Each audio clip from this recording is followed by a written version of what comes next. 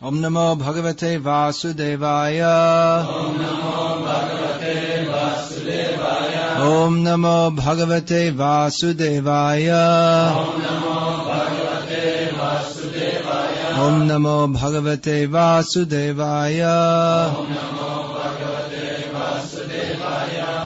Chapter 7, Text 7. Translation and commentary by His Divine Grace Srila A.C. Bhaktivedanta Swami Prabhupada, Founder Acharya of ISKCON. Mata parataranganyat kinchidasti dhananjaya mai sarvamidam protang sutre manugana iva. Translation. O conqueror of wealth, there is no truth superior to me. Everything rests upon me as pearls are strung on a thread. Purport. There is a common controversy over whether the Supreme Absolute Truth is personal or impersonal. As far as Bhagavad-gita is concerned, the Absolute Truth is the personality of Godhead, Sri Krishna, and this is confirmed in every step. In this verse in particular, it is stressed that the Absolute Truth is a person. That the personality of Godhead is the Supreme Absolute Truth is also the affirmation of the Brahma Samhita. Ishvara Parama Krsna Satchit Ananda Vigraha. That is, the Supreme Absolute Truth, personality of Godhead is Lord Krishna, who is the primeval Lord, the reservoir of all pleasure, Govinda, and the eternal form of complete bliss and knowledge. These authorities leave no doubt that the Absolute Truth is the Supreme Person, the cause of all causes. The impersonalist, however, argues on the strength of the Vedic version given in the Shvetashvatara Upanishad. Tato yad uttarattaram tad arupam anamayam ya etad vidur amritaste bhavanti atetare dukam eva priyanti. In the material world, Brahma, the primeval living entity within the universe, is understood to be the supreme among the demigods, human beings, and lower animals. But beyond Brahma there is the Transcendence, who has no material form and is free from all material contaminations. Anyone who can know him also becomes transcendental, but those who do not know him suffer the miseries of the material world. The impersonalist puts more stress on the word arupam, but that arupam is not impersonal. It indicates the transcendental form of eternity, bliss, and knowledge as described in the Brahma Samhita quoted above. Other verses in the Shvetashvatara Upanishad substantiate this as follows. Vedaham etang purusham mahantam adityavanam tamasah parastat tameva vidvanati niptameti nanyah hanta vidyate yannaya yasmat parang na paramasti kinchit yasman naniyo no jayosti kinchit vriksha iva stabdho divi tishthatyekas tenedam purnam purushena sarvam. I know that Supreme Personality of Godhead who is transcendental to all material conceptions of darkness. Only he who knows him can transcend the bonds of birth and death. There is no way for liberation other than this knowledge of that Supreme Person. There is no truth superior to that Supreme Person because he is the supermost. He is smaller than the smallest, and he is greater than the greatest. He is situated as a silent tree, and he illumines the transcendental sky. And as a tree spreads its roots, he spreads his extensive energies. From these verses one concludes that the Supreme Absolute Truth is the Supreme Personality of Godhead, who is all-pervading by his multi-energies, both material and spiritual. This verse, among many others in Bhagavad-gita, establishes that Krishna is the Supreme Personality of Godhead. This is not only stated in the Bhagavad-gita, but it is the conclusion of all the Vedic scriptures. of which the Gita is the summation. So naturally it would be expected to be stated in Gita. In Gita it's stated very clearly that Krishna is the Supreme. In various ways, aham sarvasya prabhavo matasavam pravartate. Everything comes from Krishna. Brahmano hi pratishtaham. Everything rests in Krishna.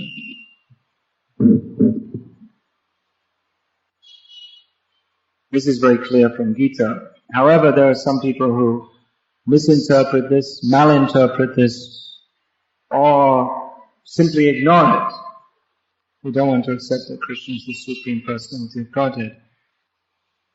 Even in India, where the Gita is very popular, at least superficially, very few people like to accept that Krishna is the Supreme Personality of Godhead, because if we accept that, then the next step is that we're supposed to surrender to Krishna.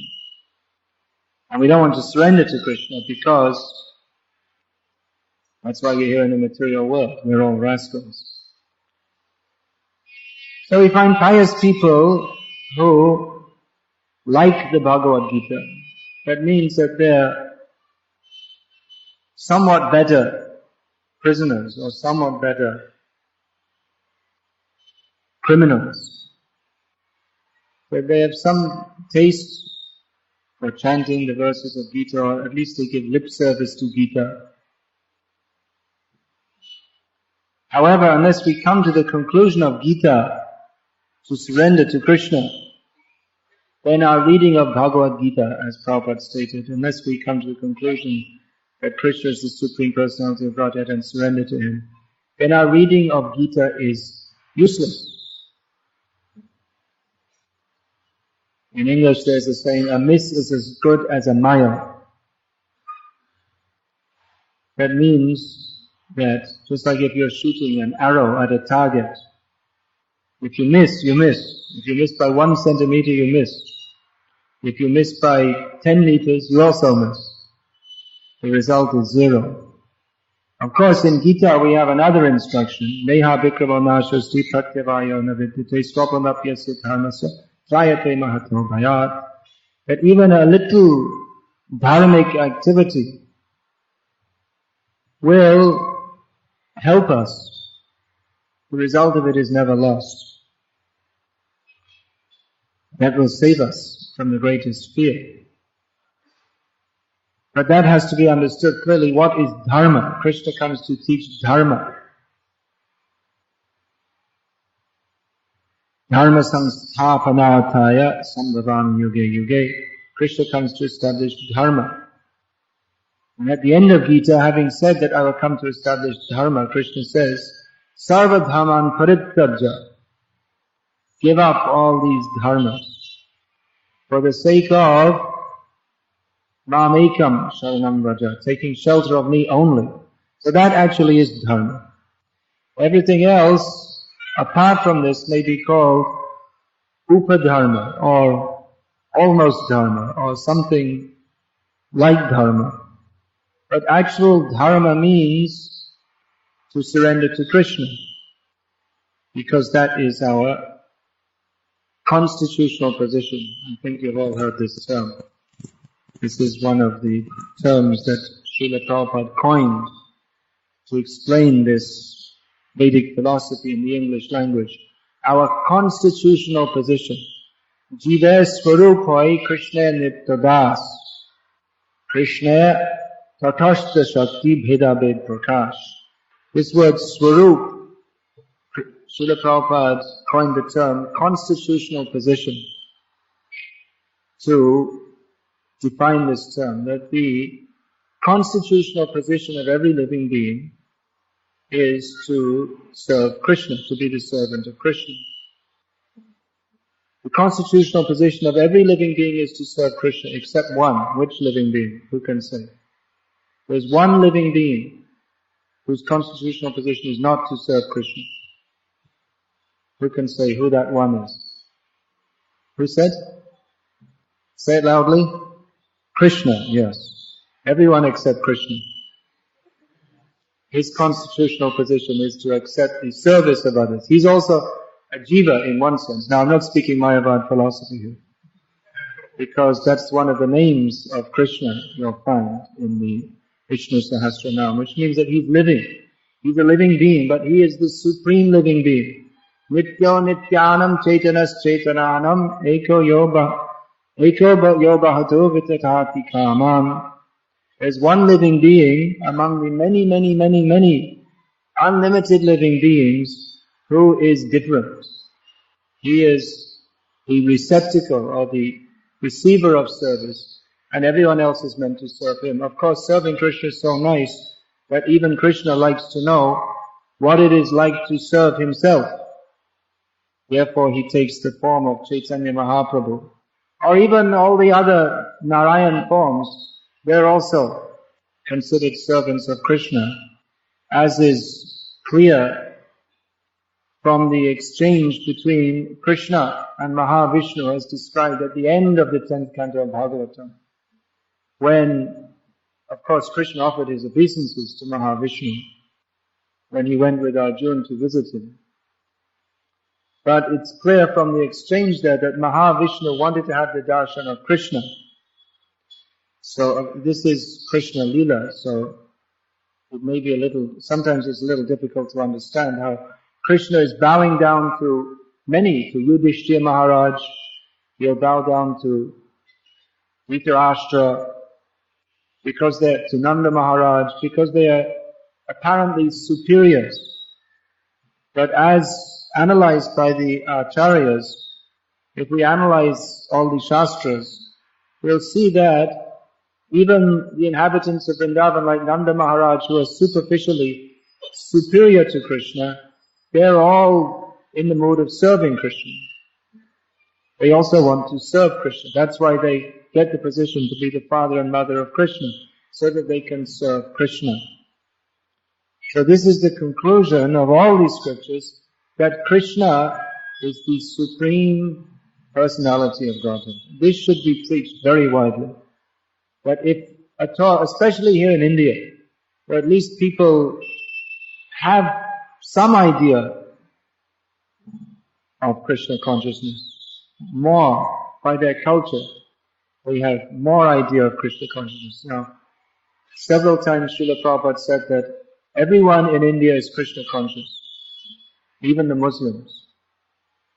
He said that several times. Then you may ask, why was Prabhupada preaching in India?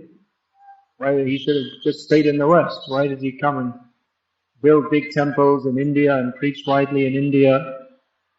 Yes, everyone's Krishna conscious. In one sense. In other words, there is some consciousness of Krishna. What does Krishna consciousness mean? Who can say? To be conscious of Krishna. Yes, that's correct. Krishna consciousness means to be conscious of Krishna. But real Krishna consciousness means to be conscious not only of Krishna, but conscious of my position in relationship to Krishna. That I am his eternal servant. Otherwise, there are many demons who are also Krishna conscious. Very Krishna conscious. They're always thinking of Krishna. Kanks, he was always thinking of Krishna. But he's not praised as a great devotee. He's known as a great demon. He was always thinking of Krishna because he was afraid Krishna will come and kill me. So he was also Krishna conscious. And in one sense you could say that he accepted Krishna as supreme because he knew that Krishna is going to kill me. But his attitude was not a loving attitude. So his Krishna consciousness was not favorable, it was unfavorable. So many people are Krishna conscious, but vaguely so. Vague consciousness of Krishna. That means at least everyone in India has heard something about Krishna. And if we say even the Muslims are Krishna conscious, means even they've heard something about Krishna. They have some awareness of Krishna, even if it's not very focused or clear or loving or with a service attitude. Many are Krishna conscious, but Even though they think they're devotees, their so-called devotion is mixed up with many wrong ideas. This is typical of India. That because they're so close to Krishna, people are so close to Krishna, that to avoid him they have to make an elaborate means, usually by espousing some Mayavad philosophy. But they'll do all the activities of worshipping Krishna. But at the end, they'll say, well, actually, we're all God. Krishna is just another God. Many wrong ideas. Indian philosophy, very dangerous subject. We've heard so many wrong ideas about Krishna. Now, how are you going to deal with Krishna? If we're not prepared to surrender to Krishna, then the only other alternative, for Indians especially, is to avoid Krishna or to try to rationalize Krishna's superior position by saying that, well, okay, he's superior, but actually he's only a manifestation of the impersonal Brahman. And I'm also a manifestation of the impersonal Brahman, but I didn't yet realize. When I realize, then I'll also become a man-god like Krishna. These are the kind of things. There are many rascal things they say, but they don't even recognize how rascal it is. They think they're praising Krishna. I was just reading one Shastri, well-known Shastri from Maharashtra, was writing that, he was writing in praise of virtue. Everyone should be virtuous. You see, just like he was writing Ravana. Why was he overcome by Ram? Because Ravana was not virtuous and Ram was. So it's a good explanation. What do you think? Ram got his, in other words, he's saying that Rama got his power by following dharma. And therefore he was able to overcome Ravana. Because Ravana was not virtuous. As if Ram is needing to take power from anywhere else. No. Ram is always supreme. He doesn't need to. It's not that because he practiced virtue that he became powerful. Again, we find along the same lines, we find other wrong ideas, so many wrong ideas. Some people say, yes, Ram was very virtuous. He was following dharma very nicely. But Krishna, he wasn't. So we like Ram, we don't like Krishna. There is another their so-called Bhakti to Ram is mixed up with offensive ideas to Krishna. So how is it possible? It's not actually Bhakti. Or there's another group of Kumaris who say they have some relationship with Brahma. Don't name them directly. So they used to put out some pictures. I don't know, because it seems they changed their philosophy, if you can call it philosophy for want of a better word. They changed their ideas fairly rapidly. It's a famous picture they put out of baby Krishna holding the world in his hand, saying that God will come back again, this time in a more virtuous avatar. So it's supposed to be praising Krishna, but actually they're saying that Krishna came, but he wasn't so virtuous, so he has to take another birth, and then next time he'll be virtuous. All very wrong ideas. The so-called bhakti is mixed with ideas that want to rationalize or minimize Krishna's position. In other words, they have no clear understanding that Krishna is the Supreme Personality of Godhead and everything he does is pure. not only everything he does is pure, but simply by hearing about Krishna from devotees, we become purified. If we hear about Krishna dancing with the gopis, who superficially were other people's wives, if we hear about this from devotees, we become purified, not contaminated.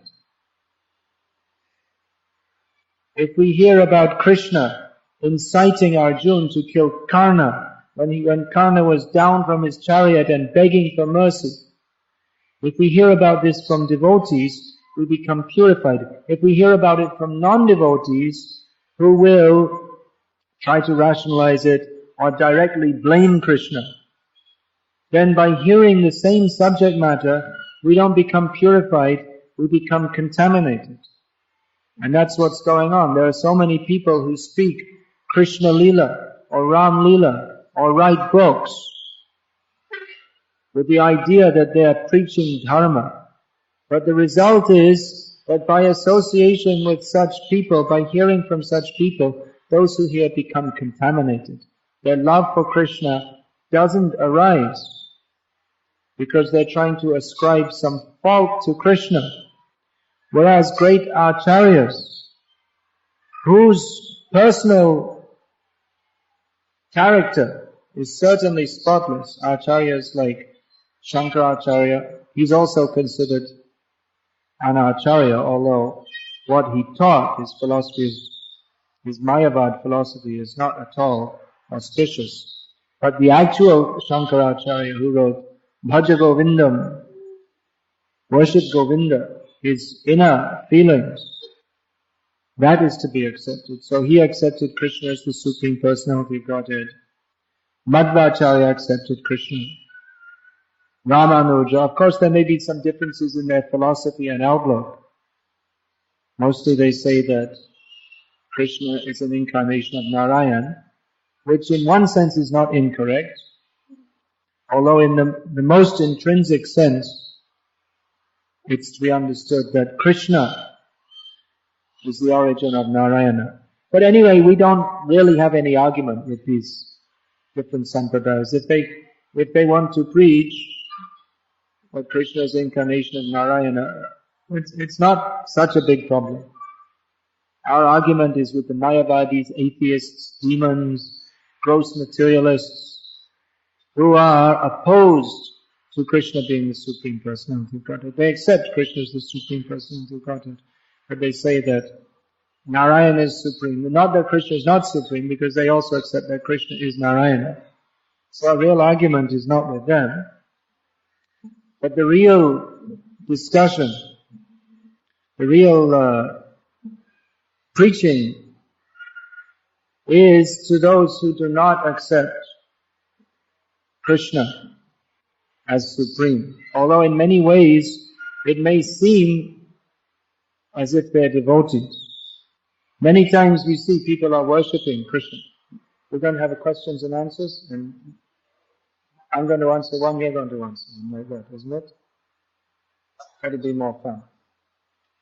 So, you'd like to come and sit? I'm just going to finish now. Huh? Questions? Often we see that people are worshipping Krishna and they appear to be very nice devotees, but if we talk with them, we'll find, if we go a little deep, we'll find they have many wrong ideas. Or even if we see their altar, they're worshipping Krishna, but they're also worshipping so many different demigods and so many bogus incarnations and their mother and father, all on the same level. They don't have any clear idea. Very sad thing to see that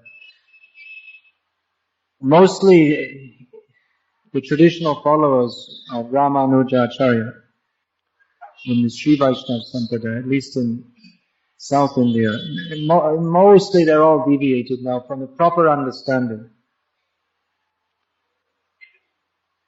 that for so many generations their forefathers were worshipping the various forms of Narayana, such as Ranganatha Swami, Chowpatty Balaji, and so many forms of the Lord who has appeared in the various Divya Deshams. So for so many generations they're worshipping, and even now they may still be worshipping, but alongside they're worshipping some Baba or some avatar, who's so-called avatar, who's supposed to come at the end of Kali Yuga, but instead popped out of an LIC office and decided he was an avatar.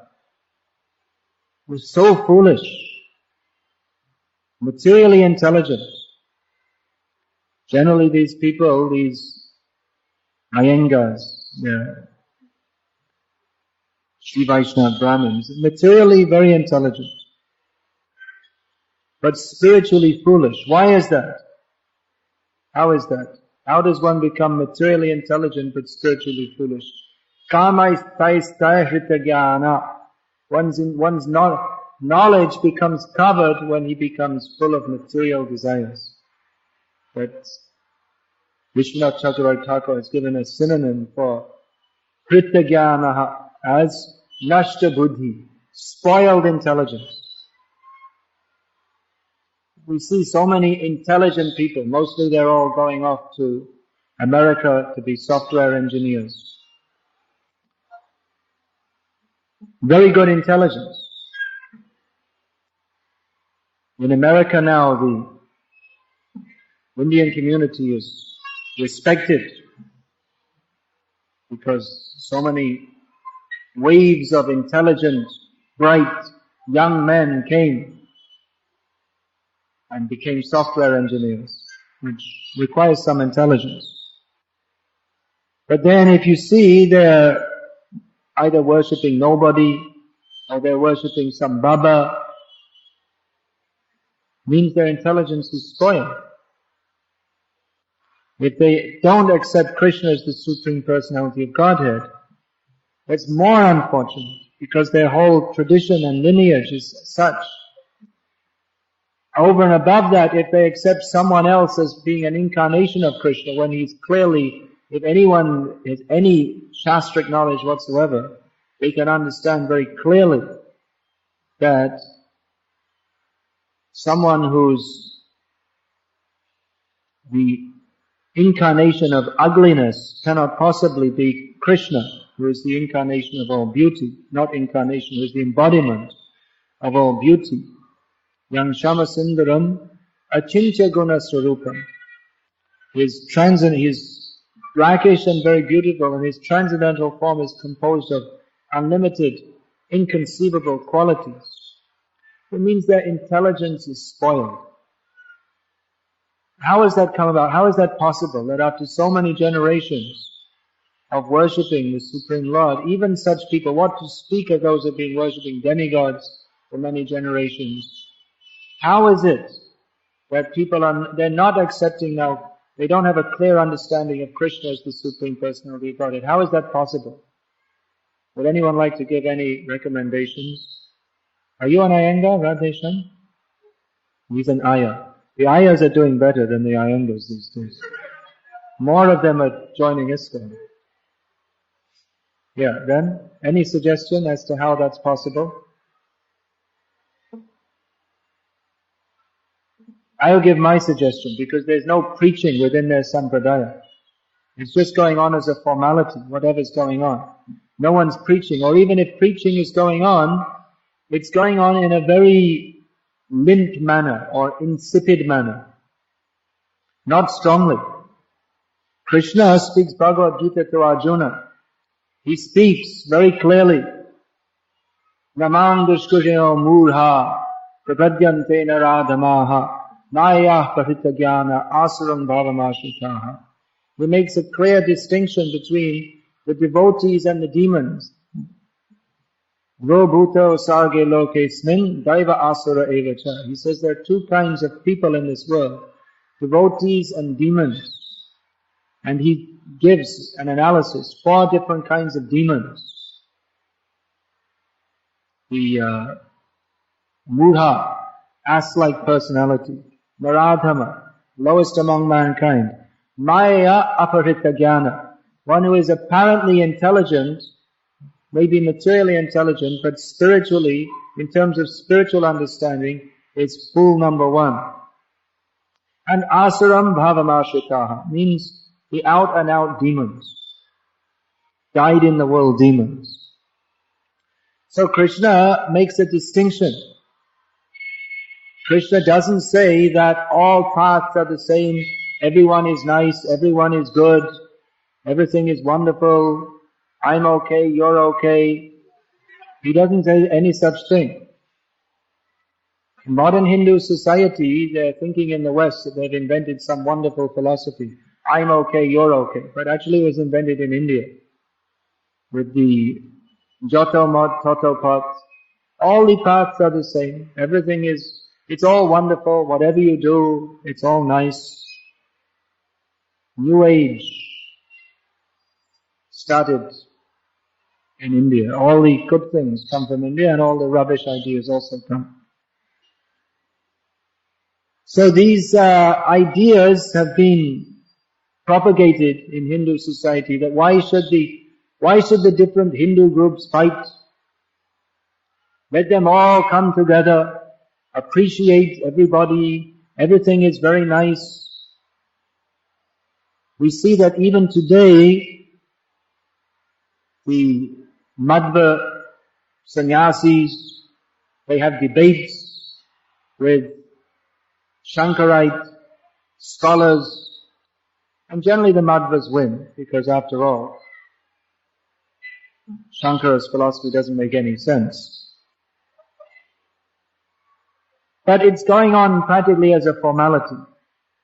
It's not that after Madhva scholars yet again defeat the Mayavadis, that the Mayavadis change, nor do they expect them to change.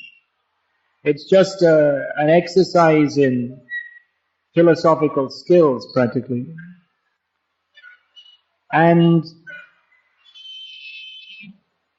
the Madhva, also they're preaching like that, but it doesn't, their discussions, it doesn't affect the way of life of the people in general as it did at the time of Madhvacharya. They're simply discussing, and they'll appreciate each other's scholarship. That old feeling that was there previously, that in Madhva Sampradaya we have to defeat the Mayavadis, root it out, was not very prominent. This idea that yes, everything's nice, everything's okay, that has affected even the preachers of Krishna consciousness. And in Ramanuja Sampradaya they don't have any people discussing even with the Mayavadis. It's simply they're propagating their cult, which is nice, but this mood of establishing strongly that Krishna is the Supreme Personality of Godhead, and that demigod worship of bogus avatars, Mayavad, it should all be destroyed. That mood is not there. So you'll find that even there are some good, nice Ramanuja sannyasis who are preaching Narayana is supreme, but they're more or less friends with Mayavadi sannyasis. They'll meet at different functions, exchange pleasantries. So unless this mood of keeping very strongly alive, the mood that we have to establish Krishna is supreme, and anything in opposition to that, even obliquely in opposition, as I was saying previously, there are many people who pay lip service to Krishna being supreme, but then if you examine their so-called philosophy, you'll find that actually they don't accept Krishna as supreme at all.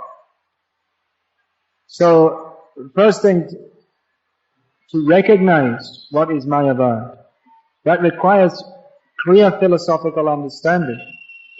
Otherwise, many people who appear to be devotees, they're actually Mayavadis.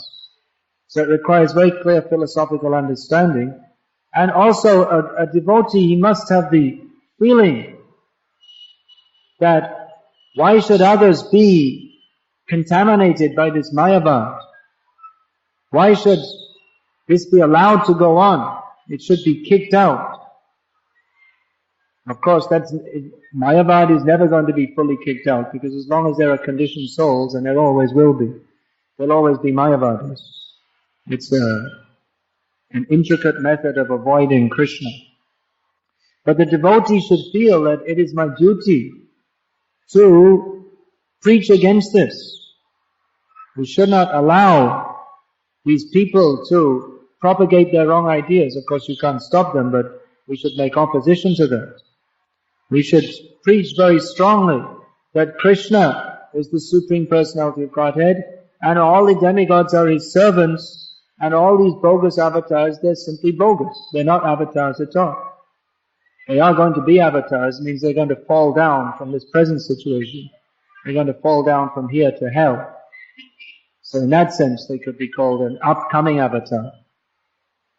But they're all bogus, they're cheating. This should be exposed. That anyone except Krishna who claims to be supreme is simply cheating. And by following him, you may think you're very pious, but you're not. By following a demon, you also become a demon. Even if you say, well, it's very good, these avatars, they get people to become vegetarians, they get them to stop smoking. Practically, it's better to be a meat eater and a smoker than a follower of these bogus avatars. At least you're not so directly offensive to Krishna. That's a worse offense. If one is neutral, if he doesn't have any interest in Krishna, that's not very good. But to be directly offensive to Krishna by claiming a jiva to be his equal, that is very offensive. We find there are even people who claim to be Vaishnavas, but then they say that, well, some guru came some time ago and they say, well, he's an incarnation of Krishna. So in their so-called Vaishnavism is simply offensive. So to understand this, devotees, they should understand very clearly Bhagavad-gita as it is. Otherwise, the tendency to think that, yes, everything is nice, everything's okay, this is a very strong contamination. And unless this is preached within our own community, that means within the community of devotees, and outside also, then the tendency for contamination can come in very easily. Preaching must be there outside also, for Krishna is the Supreme Personality of Godhead. Otherwise, if we're not clearly making the point to others, we're compromising with them. If we hear others say, as we will do in course of our preaching, if we hear people say all wrong things, and we don't counter that, then we're compromised with it. Of course, the best preaching, or the thrust of our preaching, as Srila Prabhupada so many times emphasized, is distributing his books. So in the course of distributing his books, sometimes we may listen to different varieties of nonsense just to get people to take the book. Just like someone may say, well, I accept my guru as God. And say, oh, very good. That's very nice. Take this book. No, we shouldn't say that's very nice, but we could say, yes, your guru is a very great person. You can say like that. You don't have to say that how he's great. He's a very great demon. You can just say he's a very great person, and give them a book. So we also have to see time, place, and circumstance in our preaching. But basically, we should be very strong, as all the acharyas have been. All our acharyas, those who have made a difference in the spiritual life of India, Madhva, Ramanuja especially. And then following on Chaitanya Mahaprabhu, who is of course Krishna, acting as an Acharya. Bhakti Siddhanta Saraswati, Srila Prabhupada, they all stood very strongly against all the wrong ideas, especially the Mayavad. Now you may say, well, why should we do that? You see, we can just take things very gently and easily and be nice to people and people will become devotees. But unless people understand this philosophy very clearly, that Krishna is the Supreme Personality of Godhead, and anything compromising this correct understanding of the Absolute Truth is not proper Krishna consciousness. Unless we preach that very strongly, then there's not a danger of contamination. It must happen, because it already is a contamination.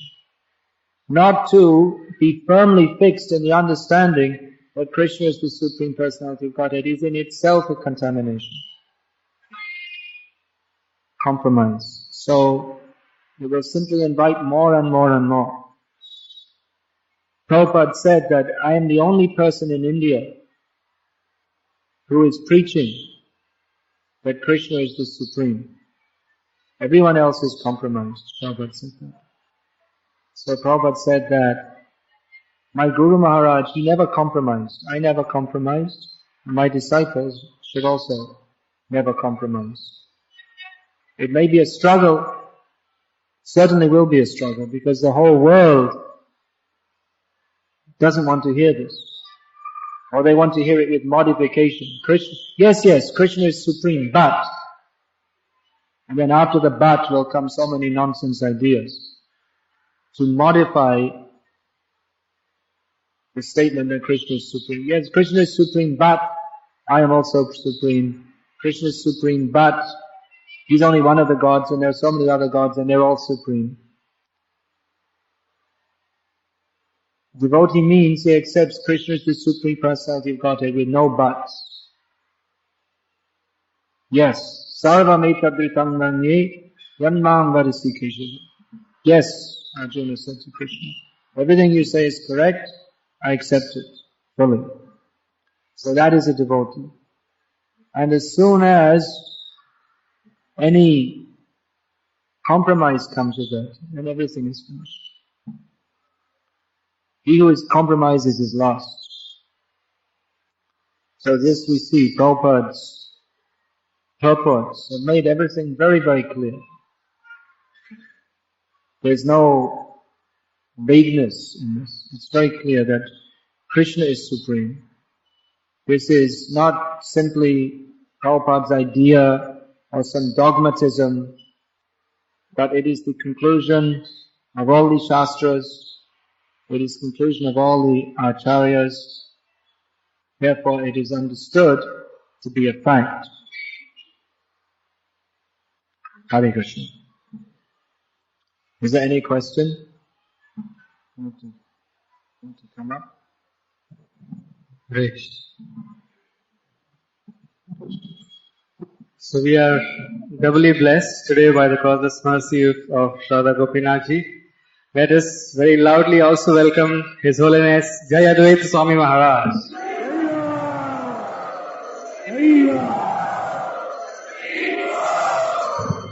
Jayadvaita Maharaj needs no introduction. All of you know him very well. He is most appreciated all around the world for his very straightforward and bold style of preaching. Wherever he goes, devotees are always hankering to hear from him. So we might have some question and answers here. Any questions you have, you can raise your hand. Maharaj, would you like to speak something? No? Something. You have question and answers? Yeah, go back with some questions and then Maharaj will put some answers.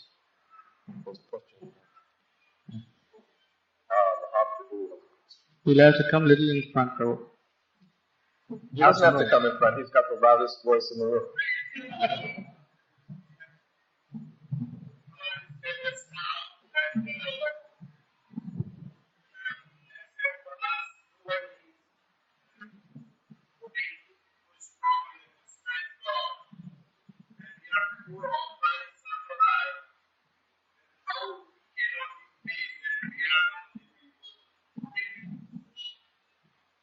Everyone heard that? There are 4 authorized sampradayas. How can we claim that we only accept Krishna as the Supreme Personality of Godhead? I didn't say that actually. I said that, as Prabhupada had said, that I'm the only one who's preaching that. Now, Madhvas, they're also preaching, and Ramanuja, they're also preaching that, but within their group, they're not challenging Mayavadis and demons. Madhvas are, but as I said, it's going on in a formal manner. Not that they're not committed to that, but the whole idea of overthrowing Mayavad, spreading Krishna consciousness to new people, I mean, they ask us, how is it that you are spreading Krishna Bhakti?